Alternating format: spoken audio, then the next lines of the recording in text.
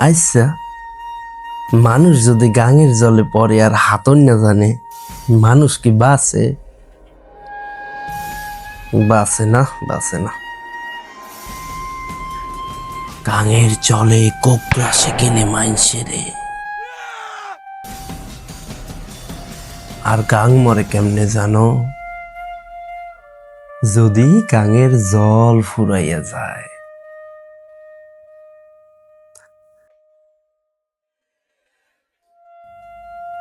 আমার একখান গাং আছিল জানো, তেরা বেহা, একেবারে মায়ের লম্বা চুলের ঢেউয়ের নাহান, কি শান্ত, কি নিশ্চুপ গাং। আহ, হঠাৎ একদিন দেখলাম গাঙের পারে এক দস্যু আইলো।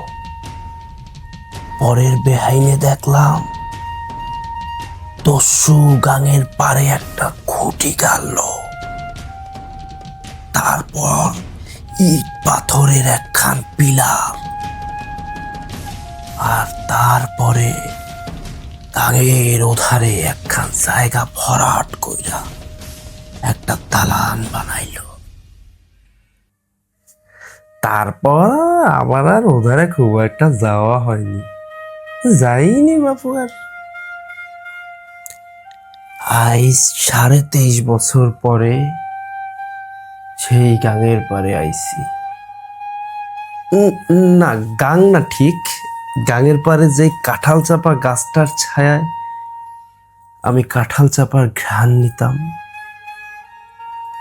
আর গাঙের শান্ত নিবিড় কলতান শুনে প্রশান্তির বাতাস গায়ে মেখে বড্ড দুপুরে ঘুম দিতাম, এই জায়গায় আইছি। House 73 road 2 block D, Chanmari, Barishal.